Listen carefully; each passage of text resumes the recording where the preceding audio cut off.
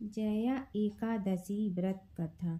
जया एकादशी माघ मास के शुक्ल पक्ष की एकादशी को कहते हैं। मान्यता है कि इस दिन व्रत करने से व्रतियों को पिशाच योनि से मुक्ति मिलती है।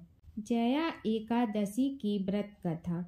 भगवान कृष्ण ने महाराज युधिष्ठिर को इसके बारे में बताते हुए कहा था कि एक बार इंद्र की सभा में अप्सराएं नृत्य कर रही थी। सभा में प्रसिद्ध गंधर्व पुष्पवंत, उसकी लड़की पुष्पवती तथा चित्रसेन की स्त्री मालिनी और उसका पुत्र माल्यवान भी थे। उस समय पुष्पवती माल्यवान को देखकर मोहित हो गई और काम का भाव उसके मन में जाग गया। उसने अपने रूप, सौंदर्य, हाव भाव से माल्यवान को पुष्पवती के अद्वितीय रूप के कारण माल्यवान भी क्रियाओं में लिप्त हो गए। उन्हें अलग करने के लिए राजा इंद्र ने दोनों को बुलाकर नाचने का आदेश दिया। इंद्र का आदेश सुनकर दोनों ही नाचने तो लगे, लेकिन कामातुर होने के कारण सही से नृत्य नहीं कर पा रहे थे। इंद्र सब समझ गए और उन्होंने क्रोधित होकर दोनों को श्राप दे दिया कि तुम दोनों स्त्री पुरुष के रूप में मृत्युलोक में जाकर पिशाच का रूप धारण करो और अपने कर्मों का फल भोगो। इंद्र के श्राप के कारण दोनों हिमालय पर पिशाच बनकर दुख पूर्वक अपना जीवन व्यतीत करने लगे। दोनों को पूरी रात नींद नहीं आती थी। एक दिन पिशाच ने अपनी स्त्री से कहा, न मालूम हमने पूर्व जन्म में ऐसे कौन से पाप किए हैं जिससे हमें इतनी कष्टदायी पिशाच योनि प्राप्त हुई है। तभी एक दिन अचानक दोनों की भेंट देवर्षि नारद से हो गई। देवर्षि नारद उनसे दुख का कारण पूछा तो पिशाच ने यथावत वे संपूर्ण बातें कह सुनाई जिनके कारण पिशाच योनि प्राप्त हुई थी। तब नारद जी ने उन्हें माघ मास के शुक्ल पक्ष की जया एकादशी का संपूर्ण विधि विधान बतलाकर उसे करने को कहा। नारद के परामर्श से दोनों ने पूरे विधि विधान से जया एकादशी का व्रत रखा और पूरी रात भगवान नारायण का स्मरण करते हुए रात जागते हुए बिता दी। दूसरे दिन प्रातः काल होते ही भगवान विष्णु की कृपा से इनकी पिशाच देह छूट गई और दोनों फिर से पूर्व शरीर को प्राप्त होकर इंद्रलोक में पहुंच गए।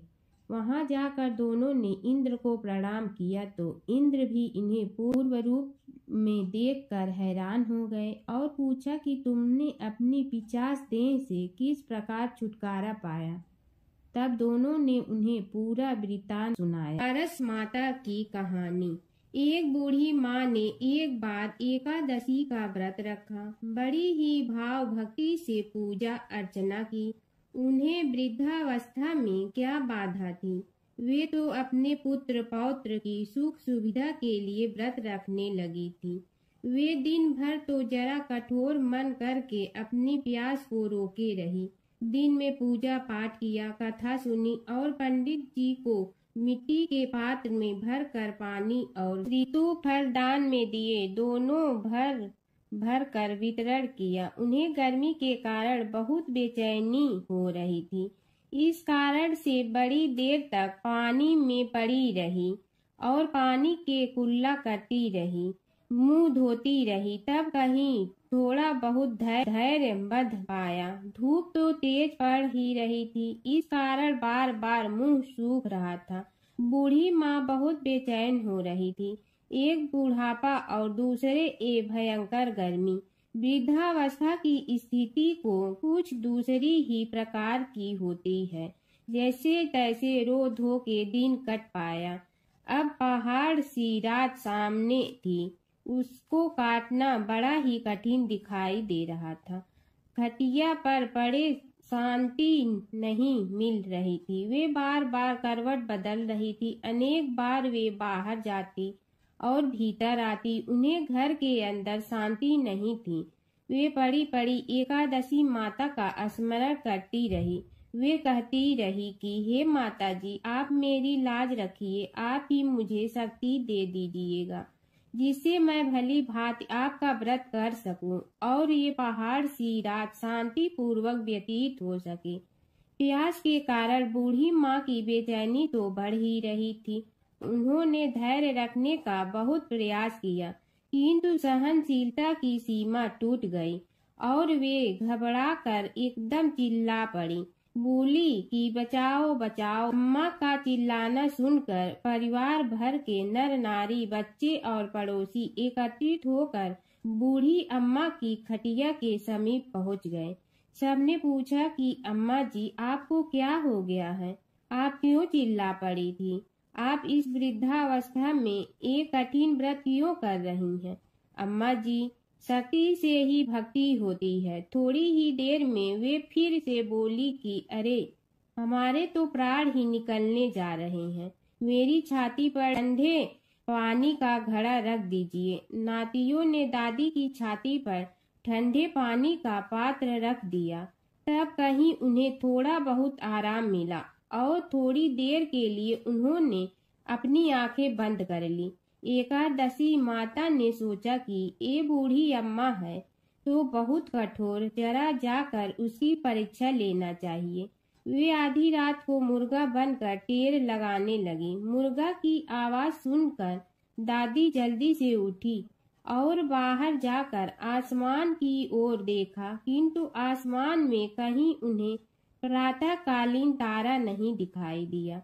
वे सोचने लगी कि ये मुर्गा क्यों और कैसे बोल गया है।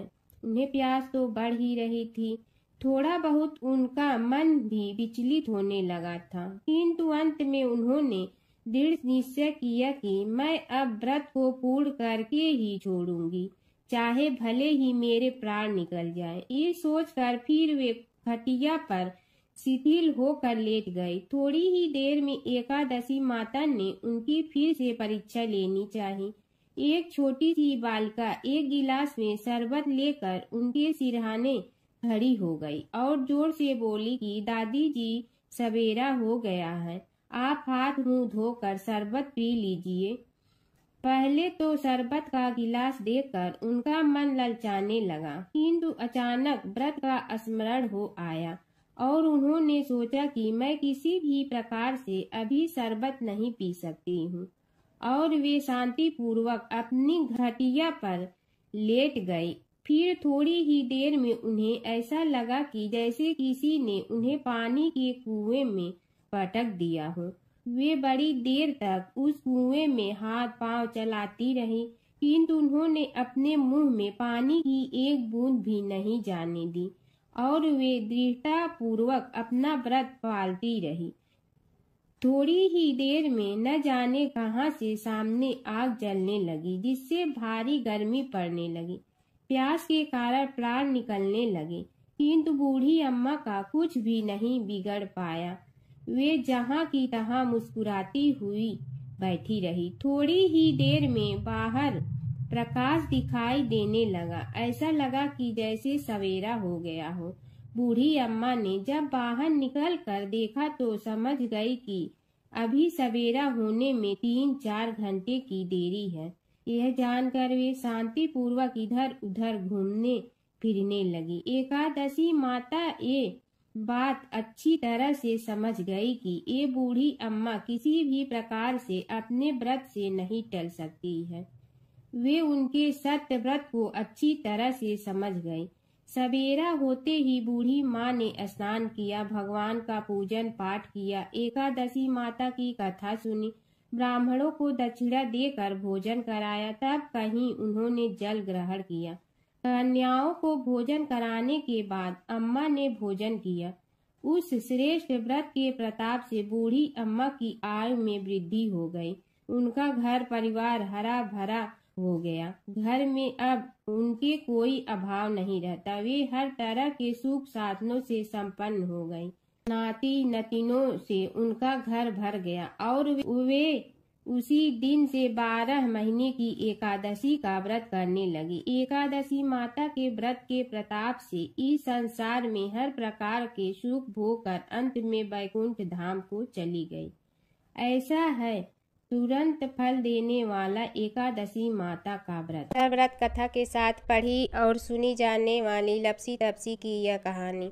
एक तपसी था। तपसी हमेशा भगवान की तपस्या में लीन रहता था।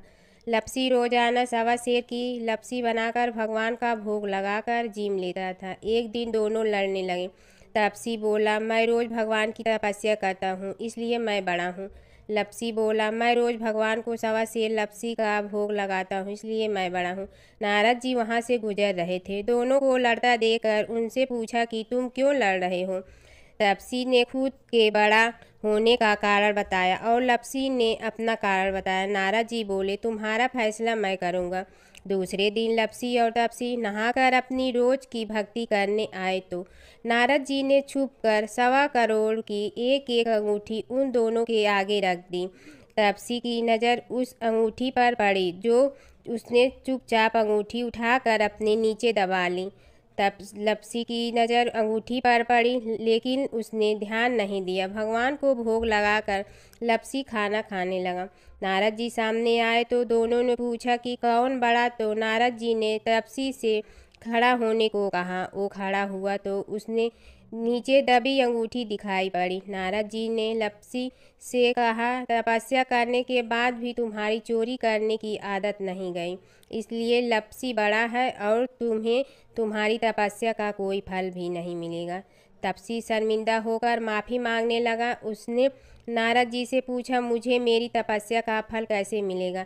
नारद जी ने कहा, यदि कोई गाय और कुत्ते की रोटी नहीं बनाएगा तो फल तुम्हें मिलेगा। यदि कोई ब्राह्मण को भोजन करवा कर दक्षिणा नहीं देगा तो फल तुम्हें मिलेगा। यदि कोई साड़ी के साथ ब्लाउज नहीं देगा तो फल तुझे मिलेगा। यदि कोई दिए से दिया जलाएगा तो फल तुम्हें मिलेगा। यदि कोई सारी कहानी सुने लेकिन तुम्हारी कहानी नहीं सुने तो फल तुझे मिलेगा। उसी दिन से हर व्रत कथा कहानी के साथ लपसी तपसी की कहानी भी सुनी और कही जाती है। ओम जय जगदीश हरे स्वामी, जय जगदीश हरे। भक्त जनों के संकट क्षण में दूर करे। ओम जय जगदीश हरे। जो ध्यावे फल पावे, दुख बिन दे मन का। सुख संपत्ति घर आवे, कष्ट मिटे तन का। ओम जय जगदीश हरे। मात पिता तुम मेरे, शरण कहूँ किसकी। तुम विनय और न दूजा, आस करूँ जिसकी। ओम जय जगदीश हरे। तुम पूर्ण परमात्मा, तुम अंतर्यामी।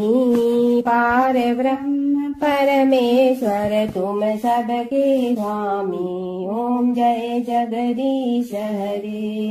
तुम बिंदा के सागर, तुम पालन करता। मैं मूर्ख कल काम, कृपा करो भरता। ओम जय जगदीश हरे। तुम हो एक अगोचर, सबके प्राणपति। किस विधि मिलूं दया में, तुमको मैं कुमति। ओम जय जगदीश हरे। दीन बंधु दुख हरता, तुम रक्षक मेरे। अपने हाथ उठाओ, द्वार पड़ा तेरे। ओम जय जगदीश हरे। विषय विकार मिटा, पाप हरो देवा। श्रद्धा भक्ति बढ़ाओ, संतन की सेवा। ओम जय जगदीश हरे। तन मन धन सब तेरा, स्वामी सब कुछ है तेरा। तेरा तुझको अर्पण क्या लागे मेरा। ओम जय जगदीश हरे। जय जगदीश हरे। स्वामी जय जगदीश हरे। भक्त जनों के संकट क्षण में दूर करे। ओम जय जगदीश हरे। स्वामी जय जगदीश हरे।